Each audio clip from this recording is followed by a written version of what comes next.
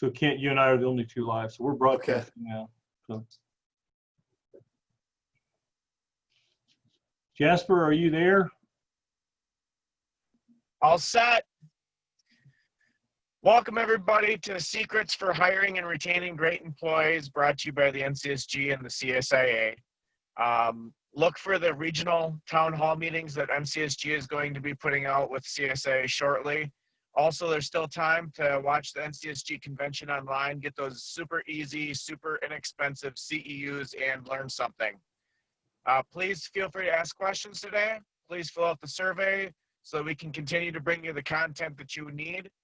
And once again today, our wonderful host, John Meredith. John, take it away.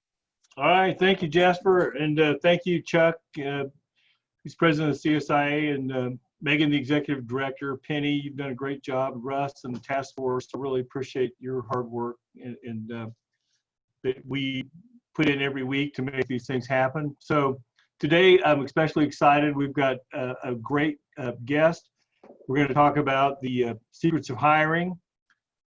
So today we're going to, if you scroll down to the bottom of your Zoom screen, there's a little, at the bottom of the Zoom frame, in the center, there's a Q&A bubble. If you want to have any questions along the way, we'll be taking questions along the way with Kent.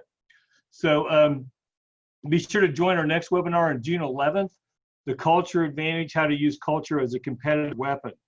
So we're pivoting our series from Survive and Revive in June to Survive and Thrive, and we'll be hosting these every other week through July the 9th. So on June 11th, we'll be joined by Philip Stoller, who's an aileron advisor. He's an expert in company culture. So what you're going to learn is what culture is, why it matters, and how to learn if you have a good or bad company culture. Also, how having the right culture can actually make your company more profitable. So be sure to tune in June 11th. It's 2 weeks from today. On June 25th, we'll be talking about how to price your services for profit. It's very important. So we find that a lot of guys can really benefit from pricing correctly. So this will be a huge one. And then on July the 9th, we're going to cover how to scale your business. So if you're at 1 truck, you want to know how to get to 3. If you're at 3, you want to get to 6. If you want to grow your business, so what you need to know is as you scale your business on July the 9th, that'll be a very important one as well.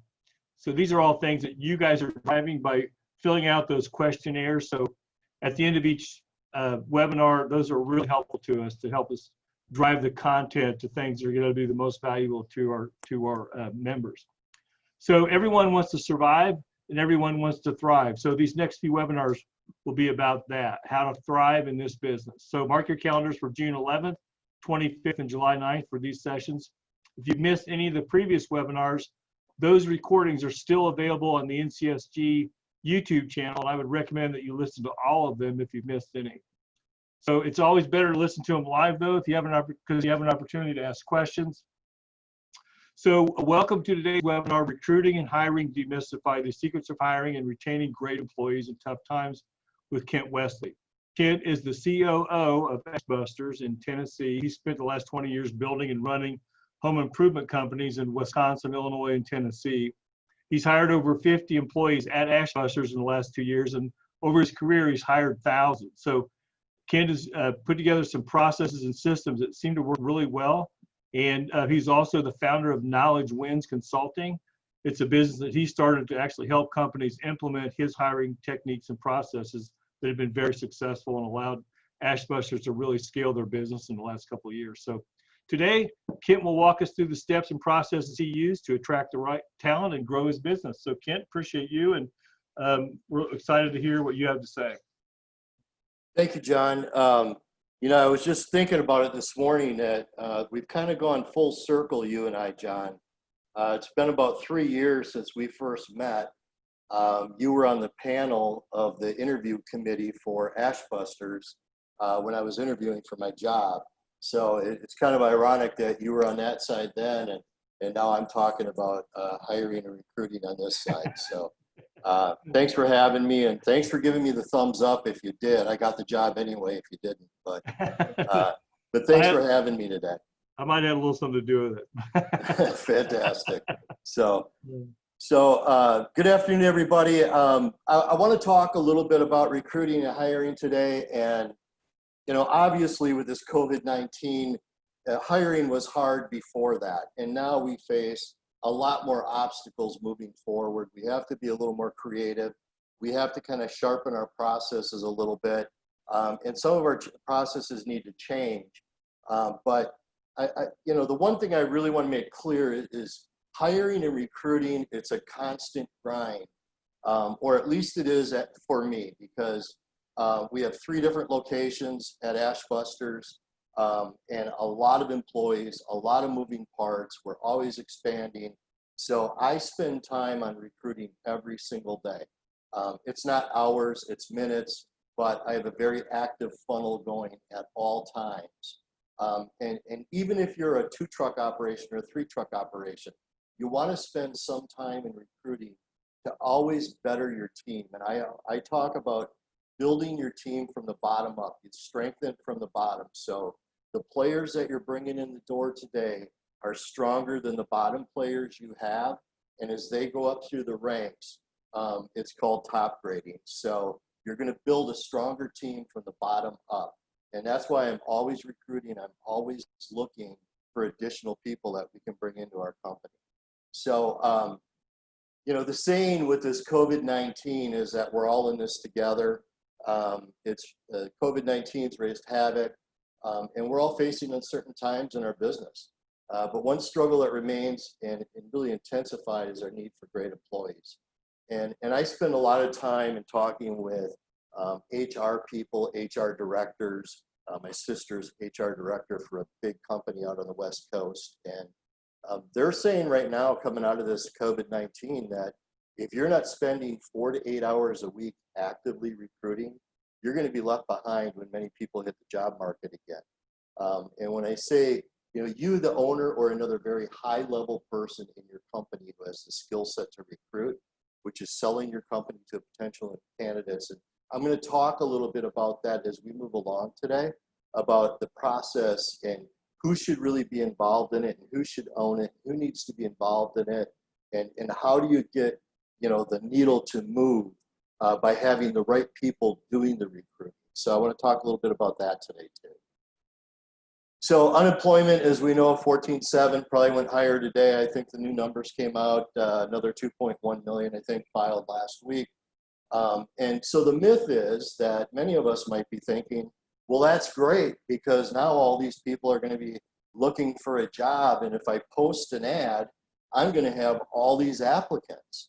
And that might be, you might get all of these applicants, but if you don't change your process, and I mean the entire process, your results are going to remain the same. You're just going to have more of what you had before. So, I think moving forward, if you look at it differently, you'll be able to build your team much stronger than it is today. So many of you have heard me talk about my recruiting process. I've talked at Heat Shield, I've talked at NCSG and a couple other events in the industry, but I do not hire, I recruit. So you won't see ads from Ashbusters of technicians wanted or chimney assistants or any of that.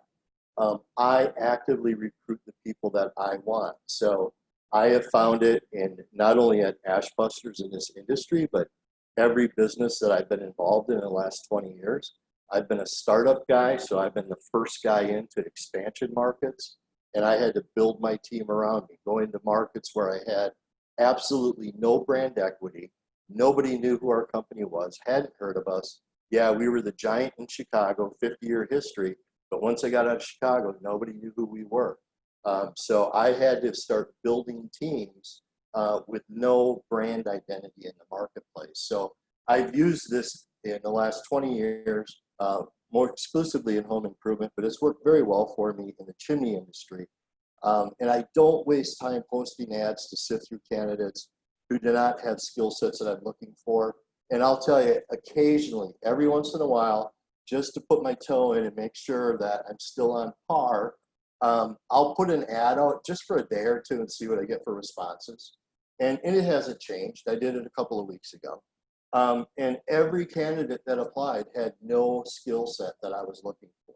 And I do that just to kind of a litmus test for myself to see if there's a shift in the market, and it hasn't. So the best system that you're ever going to have for getting people is if you recruit, you go after the people that you want that have a construction and a service background that can transition into your company. So this is, I don't want to spend a lot of time on the whole Indeed process today because most of you have seen me talk about it, but I just want to kind of show how this is different. So when I use Indeed, I don't post help wanted ads. I go in and I buy a subscription, and I'm not sure if my cursor's moving here. John, is it moving up there where it says subscription management? Yeah, it's moving. Okay. Yep. So I buy a subscription to Indeed that gives me a certain amount of contacts of people that I can reach out to. And I go in, and so this one is an example of a search that I did. I'm always looking for masons. One of the fastest growth segments of our business, and probably many of yours, is the masonry side. And I'm always looking to onboard a good mason if I can find one. So here, rather than me post an ad, I buy a subscription, and I'm looking for a mason, and then you'll see title mason. So if I go into the advanced search, I can put in there that his or her last job title must be mason. And here I did Nashville. Sometimes I use Nashville, sometimes I use Murfreesboro. So then I hit find resumes, and these two come up. Now, the nice thing about what Indeed is doing for the COVID-19 is before COVID-19, you could reach out to any active or retired military, any veteran, and those were free. So you could reach out to them for free. It didn't cost you anything, and that was great. And I will always try to go military if I possibly can. But what they've done with the COVID-19 is on this person's resume, notice hashtag ready to work.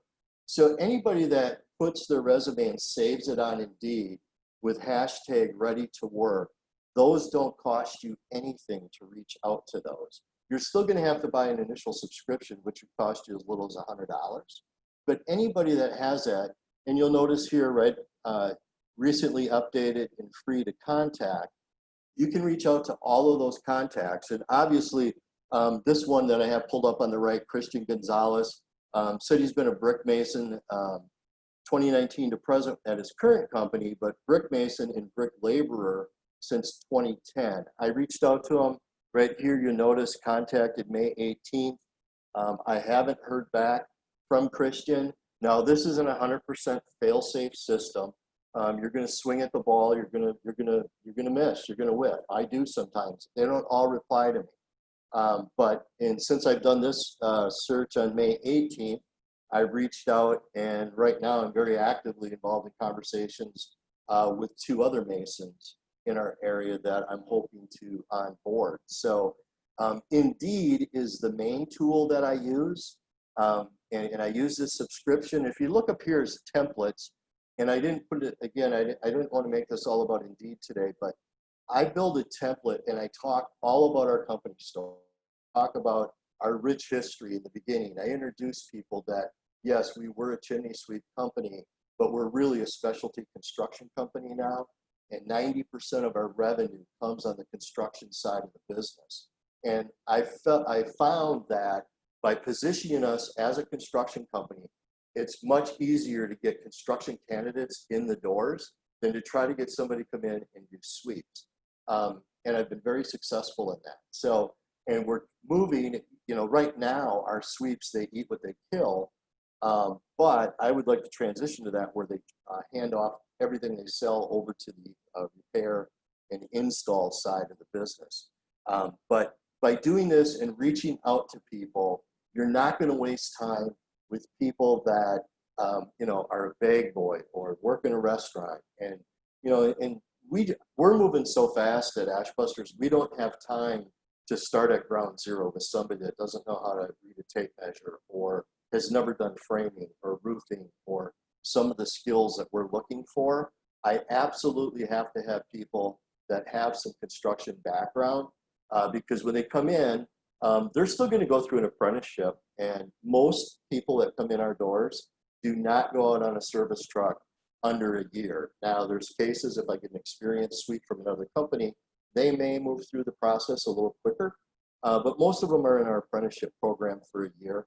But if you position your company as more of a construction company than a sweep company, and I don't really even talk about chimney sweep when I'm reaching out to these candidates. So I just wanted to mention this hashtag ready to work is really a nice feature, because right now I'm sending out, some days I'll send out 20, 30 applicants, and they're costing us absolutely zero right now during the COVID-19 crisis. So it's really kind of a nice bonus that they've done. And it's given me the opportunity where in the past where I might have to think, should I spend the money to send one to this guy or not? I don't have to make that decision anymore. It's free.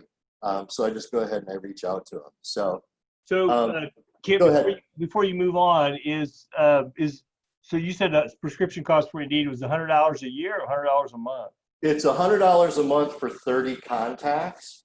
So Okay. you would have to do the minimum $100 to get a 30, but there's so many hashtag ready to work candidates on there right now that you're going to be able to send out a lot more than 30 for that $100. Okay. And I work with several different companies and help them with their recruiting. And some of them have just come on with me in the last couple of weeks. And we're spending $100 and we're not even out of the contacts yet. Okay. Does Indeed also offer any training or anything that you can get up to speed on their system if you're not familiar with it? I think they do have some Indeed consultants that you can reach out to them and they can walk you through the process and help you set it up. Okay, good. So one other thing that I just started doing, because masons in many markets and maybe every market, a good mason is really, really tough to find. And I was even having trouble on Indeed trying to find masons that I wanted. So what I've been doing, and I use this in my past life in home improvement, window siding, doors, roofing. I go on Thumbtack now and I do search for masonry work in my market.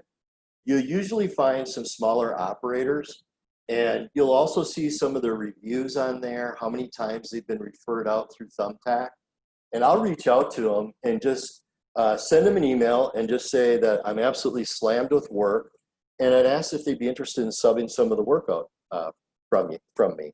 And you won't get all of them, but some will respond, and I'm actively involved with several different companies now, small operators. And if you transition into that conversation by asking them to sub, sometimes you can build that relationship then and convert them into a long-term employee. Now, this is free.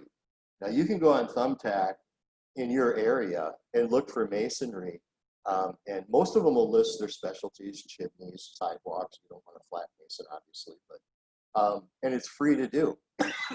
Excuse me. And some will respond, some won't, but that's all right, because at least I know I'm dealing hopefully with people that are qualified, because it'll have their years in the industry and everything. And if I can reach out to them and again, just tell them that I'm interested in them subbing, it's not them thinking I'm trying to recruit them, but I might need them to sub out some work. And the other thing is, if I find out they're really good and they like it, I can make a compelling case that with my comp package and the pay that we pay, and they don't have to pay work comp, to convert them over to an employee. And I've done this in the past when I was recruiting subs in the home improvement industry. I used to do it a lot. Excuse me. And again, that was free. And it's a way to go after people that have the skill set that would probably never apply to an ad, and they wouldn't have their resume on Indeed. So it's just another outlet that I use. So when I talk about recruiting, I really am recruiting. I don't hire, I recruit. I go after people that I want. So go ahead, John. no, I just want to ask you a couple quick questions. Do you have to register with Thumbtack? Is there a registration in order to do a search on Thumbtack? No, I didn't. I just went in. I went into Thumbtack, and then this wasn't even in Nashville. It was for another company I'm helping. Okay. And I went into their market, typed it in, and it said, what service am I looking for? And I said masonry, and then it will give you different masonry categories. So, it'll have flat work. No, that's not what I wanted. So I went to brick and stone mason, and several of them came up, and I'm, like I said, I'm having conversations with 2 of them right now that I think we're going to be able to bring in just as a sub and try them out and see how they work. That's a great idea. How do you protect those relationships with the customers when you're using sub competitors? As far as the customers knowing that we're going to use a sub? Well, I mean, are you worried about them stealing business from you or anything like that? No, I mean, this isn't really a long-term thing for me. I bring them in, let them do a couple of jobs, and then I convert them over. I managed subcontractors for 20 years. I don't want to manage subcontractors ever again. Okay. I want employees. I want them wearing the badge. I want them representing us and part of us. Okay.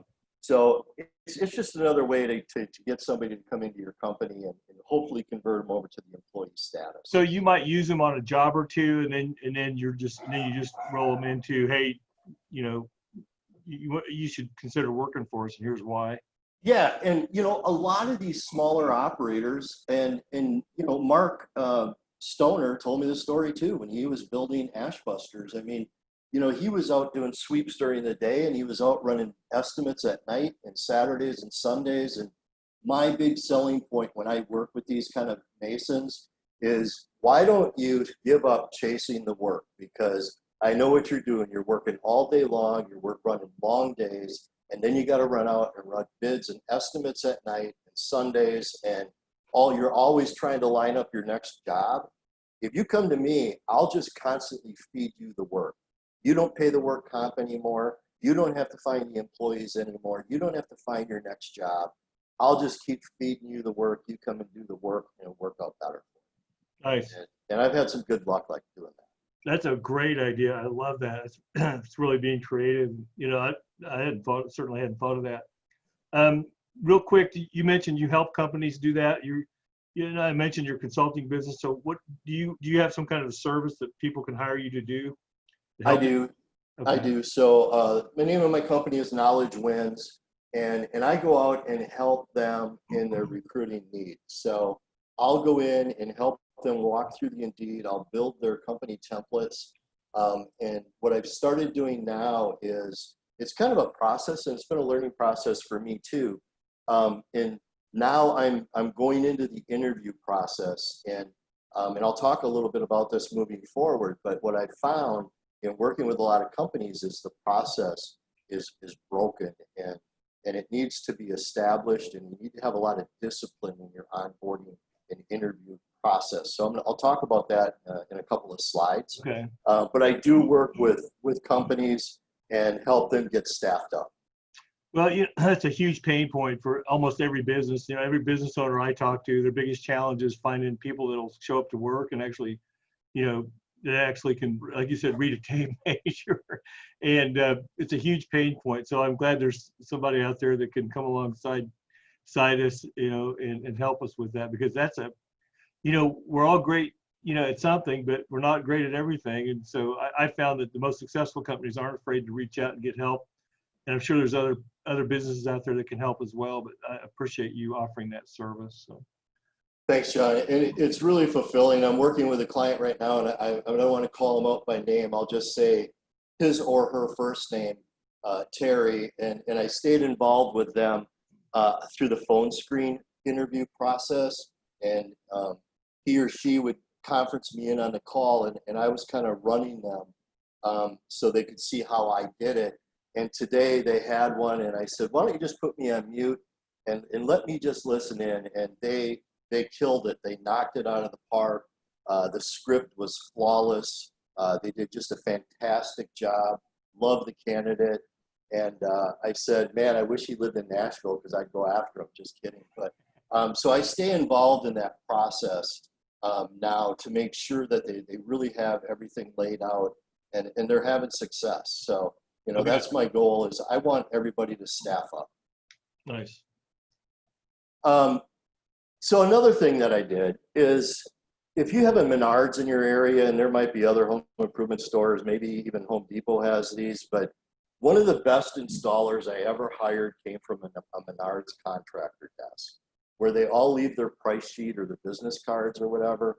And this was in a market that I started that was brand new, we were really struggling to try to get installers. And I got his number, and I probably called through 10 or 15, and most of them didn't answer. If they did, they'd hang up on me. But this guy listened to me, listened to what I had to say. And I said, well, come on in, meet me for coffee. Let's just sit down and talk about what I got going on here. And I want to find out more about you and how long you've been doing it. And he came in, and, I sold him my vision, and it became his, where I said, man, James, you got to be tired of chasing work all the time, and he's like, I really am. And I said, just come on board with me, and I will hand you work as much as you can handle. I'll keep you going 6 days a week, 7 days, 5 days, whatever you want, I'll keep you going.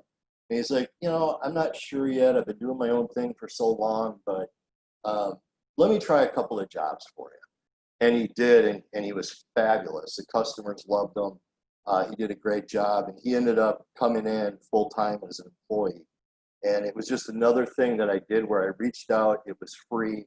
And again, you're not going to knock the ball out of the park every time with this, but it's just another outlet to try to take advantage of it, try to find somebody that you wouldn't get through a normal means. Same thing at brickyards. Masons leave business cards. Grab them, call them. New construction's booming in many markets. Go by a house being bricked up, ask for the lead mason, give them your card. And when I do this, and I was known for this in my last industry. Now, I haven't done it in the chimney industry, and I won't do it. But I would go over to my competitors' locations, and I'd park in the back at 6 in the morning. And then when their installers would leave, I'd follow them out to the job site. And I'd try to hire them and steal them away. And I'd give them my card, but I was always very respectful on the job site. I just said, you know what? You got a job to do here. I don't want to take your time. I want to be respectful. But give me a call. You really need to hear what I have to say. Listen to my opportunity. And I stole a lot of installers that way. And I'm not saying you should go to your competitors, but when you have these masons that are bricking up houses, they're getting paid flat rate. You might have a much better deal for them. If you have benefits, that's something they don't have. It's just another opportunity or outlet for you to look at and go after people that you want to get on your team. And again, I start the conversation by telling them that I want them to sub jobs. You're likely to get a conversation going by asking them that than if they want to be an employee right away. Build a relationship, get to know their work ethic, get to know their work, see if it's good, and then hopefully you can transform them over to being an employee. Those are all great ideas. That's thank you. I never would have thought of some of those, so that's really creative. I appreciate you sharing that. Yeah, it was funny. The last market I opened up in Chattanooga, I got a phone call from the general manager of that business that if I ever park on his lot again, he's going to shoot me because he really got sick of me stealing his installers, and he had some good ones. But anyway, so what I'd like to talk about today a little bit is the process. So, the process after you have a candidate that you want to talk to. I've been traveling the country for a year now, working with companies to staff up, and I found a common link. And the common link is, in a lot of cases, there's no process. So I'd like to start at the beginning. And once you have a candidate that you're interested in, the first step is the phone screen. Whoever is doing the phone screen must be very articulate and be knowledgeable about your business. It's the candidate's first impression of your company. So I'm not saying you as the owner have to do this, but what I am saying is if you have an office person who really isn't familiar with what happens out in the field or jobs or a day in the life of, they're probably not the person that should be making that phone screen. This phone screen is really, it's a sales opportunity. That's what I look at it as. When I'm reaching out to these candidates, I'm selling ash busters. I'm selling the company to them when I make that first touch. I'm not calling them and saying, you applied for the job. You have to lift 100 pounds repeatedly. Are you still interested? That's not the conversation. I'm competing with businesses in Nashville. I live not far from an industrial park. I drive by it every day on the way in. And there's help wanted signs. They're paying $24 an hour for warehouse jobs. that they're not out in the hot sun, they're not out in the rain, they're not out in the cold, and I'm competing against that. So when I make that phone call, it's showtime. It is a sales opportunity, and that's how I look at it. And you need somebody in your organization that can do that. Not a person that doesn't know what's going on in the field, that doesn't really understand it. You need somebody that's going to be a ball of energy about the company. This client I worked with this morning, I mentioned, did a fantastic job of talking about the company's story and where they've come from and where they're going and the environment that they have there. And that's what you want to do. You want to differentiate yourself from every other employer. The phone screen cannot be telling you the negative aspects of the job. So, you know, the ladders, the hot roofs, the lifting requirements, the mandatory Saturdays. I don't talk about the negative stuff in the phone screen at all. That is always done face-to-face. The reason I talk about the negative stuff in the face-to-face, I want to see the body language, because at Ashbusters, I'm very clear and upfront with everybody that when you come into Ashbusters from September until February, we are on a mandatory 6-day work week, and I want to see how they react to that. I want to read their body language. I want to see their eyes, and that's just the way it is. It's our busy season. It's go time. That's when the sun shines and we make hay. And I'm not going to deliver that message over the phone. I want to get them in face to face, tell them all the great things about Ashbusters. I take them on a tour of the facility, show them everything. They see all the moving parts. And then I do talk about those negatives, but I do it face to face. I don't talk about money on the phone screen. When I reach out to candidates through Indeed, my salary ranges are right on there, and that's part of what attracts them. If I like the candidate, I ask them for a time to meet. If not, I tell them I'm phone screening many candidates, and if they are chosen to move on in the process, they'll hear from me by the end of the week. And the reason I do that is I want to be fair to everybody. And if I have a conversation with somebody on a phone screen and I'm just not interested in them, I'll tell them exactly where I'm at in the process. That, you know, I'm interviewing many people, and if you don't hear back from me, you know, by Friday, it probably means that we've gone a different direction, and that just eliminates all those unnecessary follow-up phone calls, checking up on my resume and that type of thing. So that's why I tell them that's where I'm at, and it takes a ton of the phone calls away from our office, and I'm fair to them. I give them a timeline. If you don't hear from me by Friday, we've gone in a different direction. The face-to-face interview. When you're interviewing, remember you're making a first impression. You never get a second shot at the first impression. You should be conducting interviews in privacy, not taking phone calls or interruptions.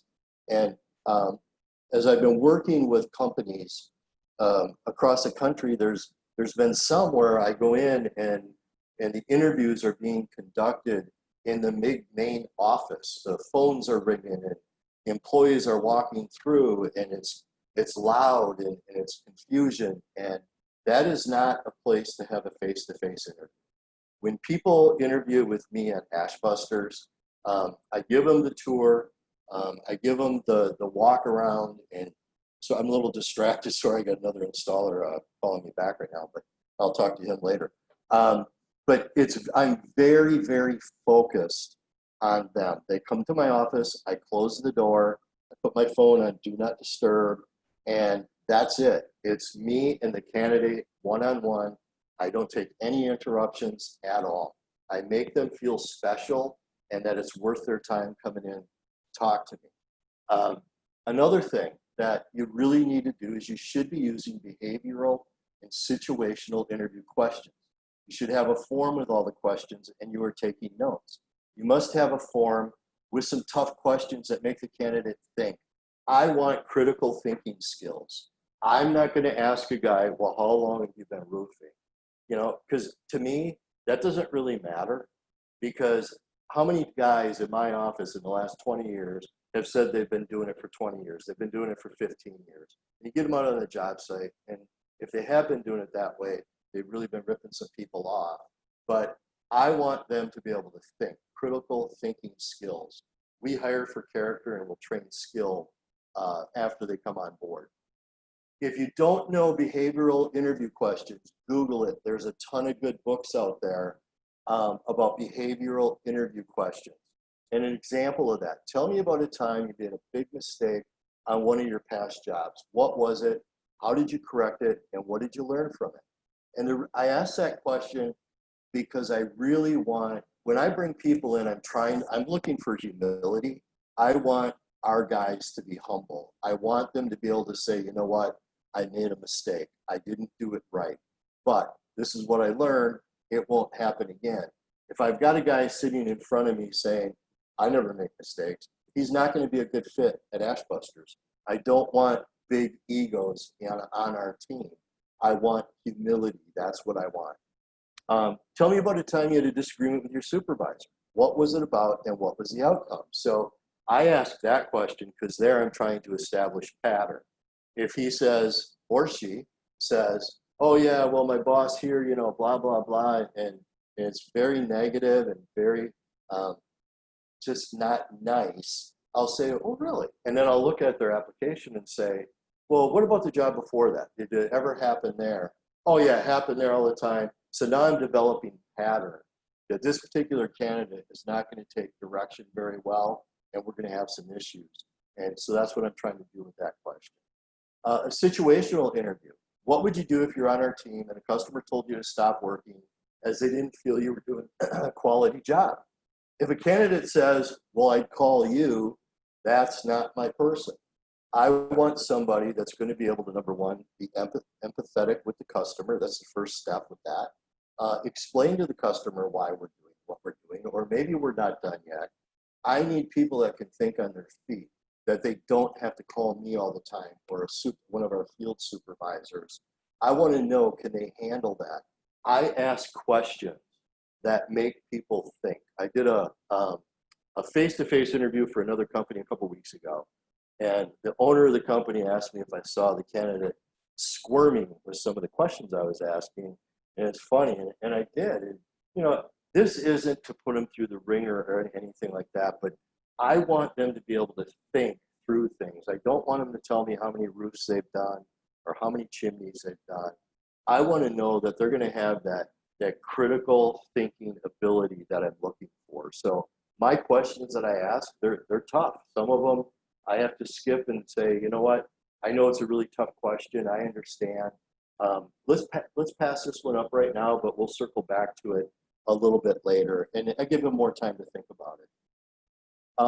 And this is really critical here too. In all interviewees must be asked the same questions. Not only for your own good, but legally, that must be. Every candidate needs to legally be asked the same questions.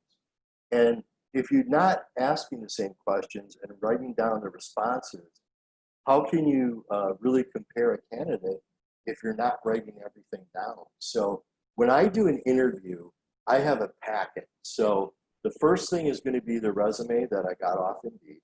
The second thing will be their application that they filled out when they come in. So I always ask for that application before they meet with me. Because some people will use a template format of their resume. So I want to see if the resume matches the application or not. And then I'm going to have the formal interview packet that I have. And so I'm going to have a packet for each candidate that I talk to. And then I can go back and then I can compare some of the questions. So critical mistakes to avoid. If you're a company that pays commission, this is a big one. There's more and more and more of us paying commission. And I love commission. It's a great pay structure. But we're hiring blue-collar people who in most cases have never worked on commission. And just the mention of it will turn candidates off. And this is how I explain commission. Your starting rate of pay will be X amount of dollars per hour. Everyone comes into our company like this. What we've learned over the years is our employees are more productive and can earn much more income by giving our employees ownership in the job, and you are paid a percentage of that job. By paying our employees like this, it has enabled many of them to earn more than $90,000 per year. You switch to that plan after the first 30 days or whatever the case may be for your company.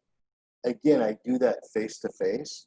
And when you explain it like that, now they understand that you're not expecting them to go door to door and drum up business or something.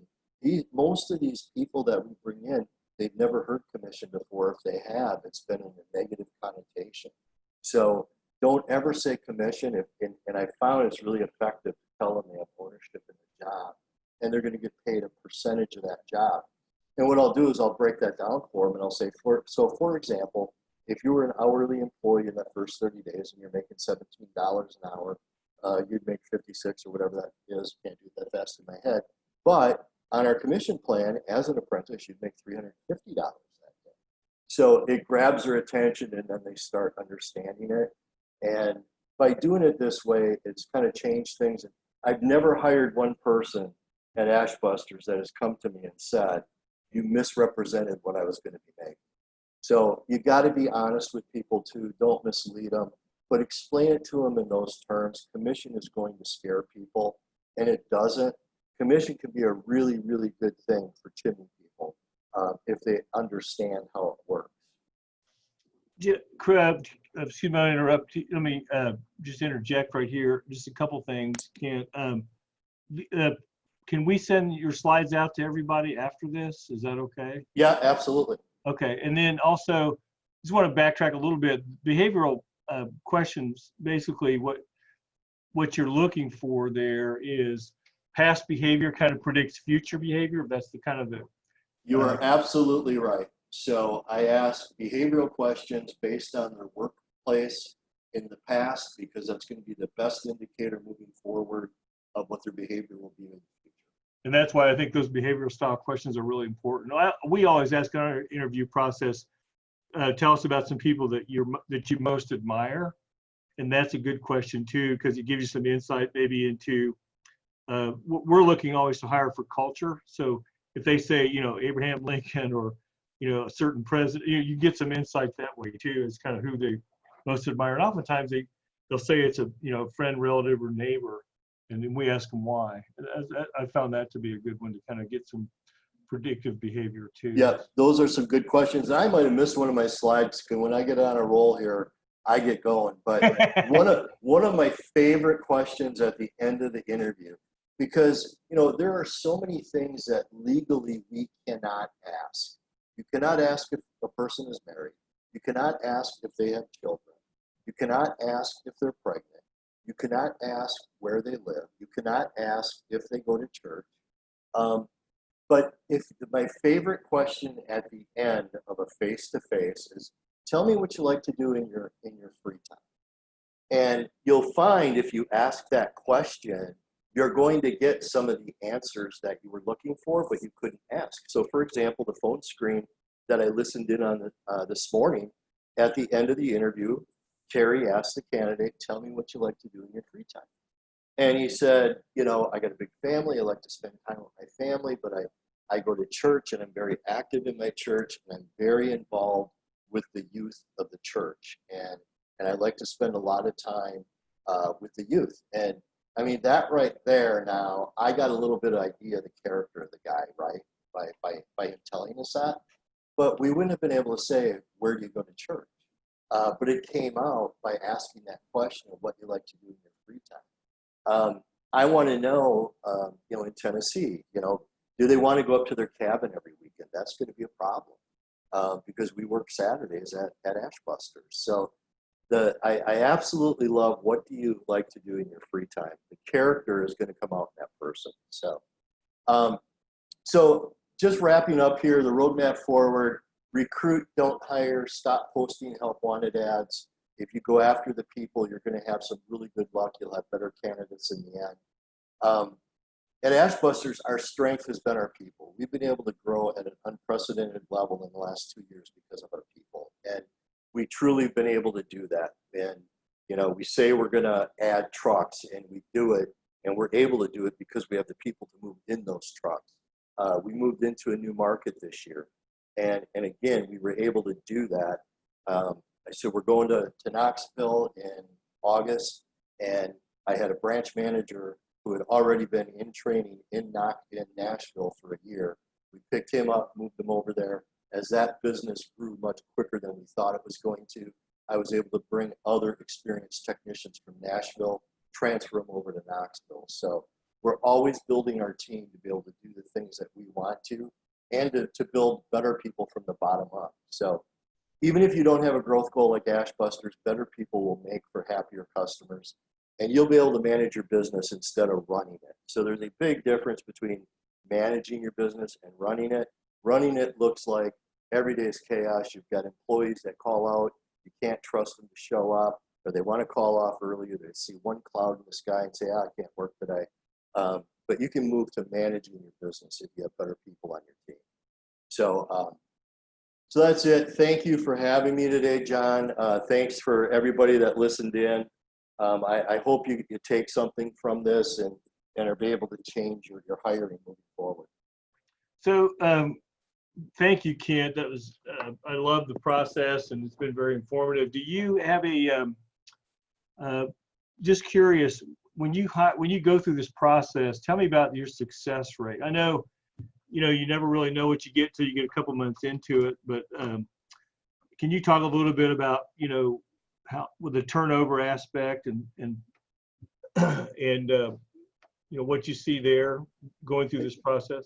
Sure. So I've hired over 50. I stopped counting at 50. I'm not going to anymore because we've opened a new division now. We've got some other things going on where we're going to be doing a lot of hiring. So of the 50, I think maybe 5 didn't make it.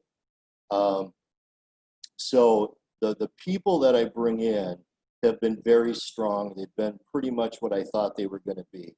So the turnover has been very, very, very low. What I talk about is my hit rate on Indeed. So when I reach out to candidates, I have a 55% hit rate.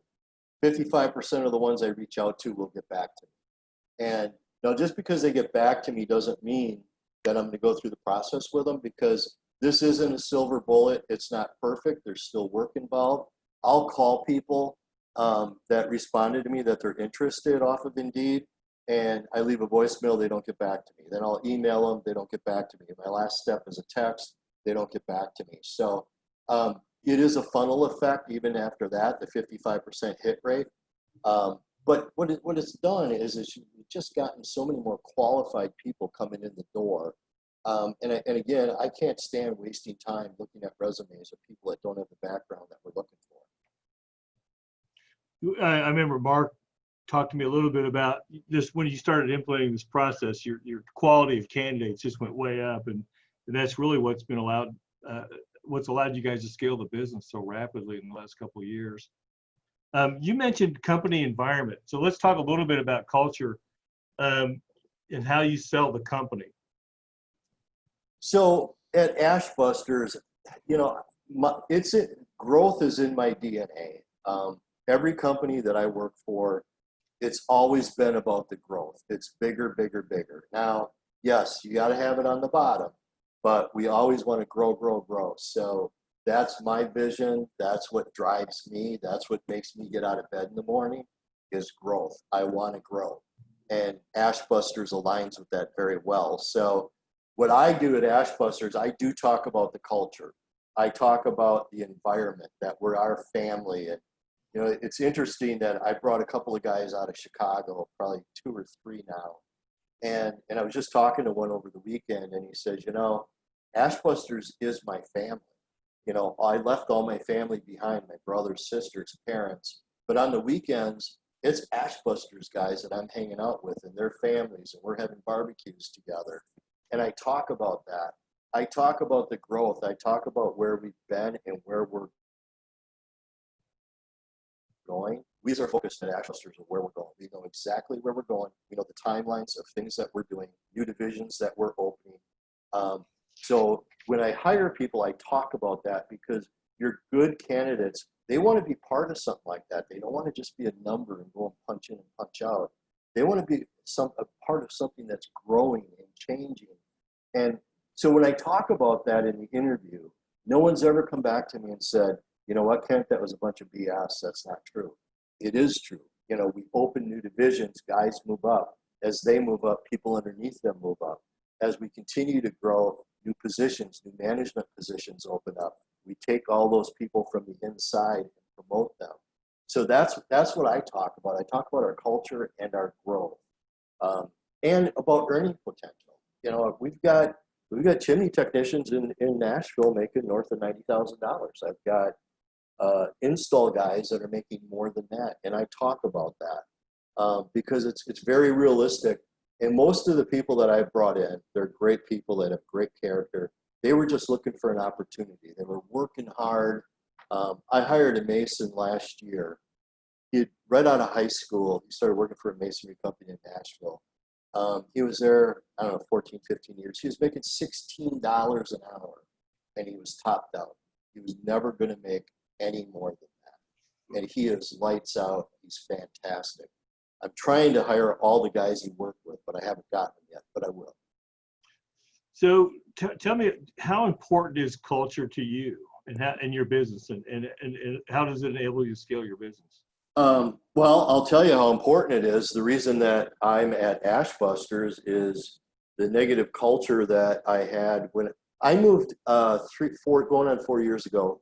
My wife and I left Wisconsin for Tennessee, and I did a startup in Chattanooga for a company, a home improvement company. And that culture was so toxic. It was so, I couldn't stand it. And my wife and I mean, we quit our jobs up there. We moved down here. We built a brand new house in Chattanooga. And I walked in one day and I just told my wife, I said, I'm quitting. I can't do this anymore. I won't get into all the things that were in this culture, but it was right at the owner. And this is a big company, $100 million. But it was with the owner. He lived that lifestyle. All of his managers lived that lifestyle. He had family in the company that lived that lifestyle. And I just I walked in one day and told my wife, I said, I'm quitting tomorrow. I'm walking in and I'm quitting. So culture is very, very important. So tell me a little bit about your turnover. Do you guys have much turnover? Very, very little. And if we do, it's in the apprenticeship ranks. I'm trying to think. I lost one about 3 weeks ago, and his issue, he had to go back to his dad, got hurt on the job, and they had a family business, so he had to go back there. But most of the turnover that we've had has occurred in the apprenticeship level. So, you know, we haven't gone through the whole process of getting them certified and spending all that money, and then they leave. Most of our apprentices, when they come in, the clock's ticking. They're hustling. They want to get their own truck, and they want to be a lead guy. Yeah, I mean, every time I've stopped in down there, just on you know, passing through Nashville, I always see the same faces, and it's really, and everybody's, you know, happy and loves to come to work. It's a real professional environment. So you guys have done a great job building culture. You know, Drucker said, culture eats strategy for breakfast. So culture is one of those soft skills that a lot of us miss, but you know, you have to have a process to get people in, but your culture is what keeps them. And so this is one of those soft skills that you really can't learn. And, you know, it's very difficult to create the right culture and the right environment within a company. It comes from the leader, and you have to be clear about your values. So I can't overstress the importance of having the right culture. And there's several different structures and ways you can do it, but it's really creating the atmosphere or the environment that you operate in. And it really stems from the owner's values. So I hope that everyone tunes in on June 11th for the culture one, because we've got a great speaker for that, and I think it'll be very valuable to you. So, well, Ken, I really appreciate you and everything you do for our industry. You've introduced some great ideas and concepts. I know this is a big pain point for a lot of people. Every time we do a heat shield summit, or, you know, I send a questionnaire out and I ask, you know, tell me what your biggest challenges are. It always comes down to hiring the right people, hiring and firing. And how do I get people to come to work? And so that's why we want to kind of move, when we shift our branding now from survive and revive, we want you to thrive. So I think, so, you know, learning the process to recruit, and don't be ashamed to reach out to Ken. I'm sure he'll be glad to answer questions. Don't be afraid to reach out to him. And then, you know, and then we'll learn about culture, and then we're going to fix the pricing issue, and then we're going to teach you how to scale your business. So I really appreciate you guys taking the time to be here today. I know as things are starting to work back up again, we're kind of starting to start back up. You know, we're trying to provide value, but I know as work becomes a little more available, guys will be spending more time out in the field. It's going to be, but you can also listen to these on recording. So I would highly recommend you do that. So I want to have everybody, I'm going to have Penny send a slideshow out to everybody on the call today. So you'll get that after the seminar. So with that, I will end. And Chuck, would you kind of close us out here? I'd be glad to. Well, thank you, Kent. Always informative and great content. And again, a special thanks to John Meredith of Saver Systems for doing a great job hosting once again. And I'd like to thank, everybody that's on the call today for joining us on this webinar. It's brought to you by the National Chimney Sweep Guild and the Chimney Safety Institute of America. And it's because our associations believe in our members and our credential holders. And we want you to know that we're in complete alignment as an associations and helping our trade, providing timely topics to afford you the best return on your investment with us. The past webinars are on the CSIA and NCSG Facebook page. So please check them out. Sometimes it's hard to take notes as we're going fast. It'll be a big help getting the slides today, obviously. As John has mentioned, the next webinar that we're going to skip a week to take a little bit of a break. It's going to be 4 p.m. Eastern Standard Time, Thursday, June the 11th. The topic is going to be the culture advantage, how to use business culture as a competitive advantage. It's going to be delivered by Philip Stoller from Aileron. So you can't get a better expert than that. And something to think about why this is so important. I mean, John was talking about it and Kent was kind of reinforcing it. I was not a believer of this until John got me involved with Aileron, having some of his heat shield seminars there. And it made me a true believer of how important culture is, because I was part of a culture, but it was what was natural and what I grew up with. And I didn't even realize it was a culture. So polls show that 66% of the employees are not engaged in their jobs, and over half of them admit that they're just showing up. And a toxic culture has been shown to kill productivity by 40%. So that is a big money zap. So you've got to have your culture. You've got to have the right people on your team. So after this webinar today, as always, we're going to email you a survey. It's going to come out very shortly. Please complete it and return it as soon as possible. We do read those and we do prepare our future content based on what's relevant for you. And the CSIA and NCSG are the future of this industry. Stand with us. We support you. And we will all rise to prosperity together. Stay safe. Thank you. See you in about 2 weeks.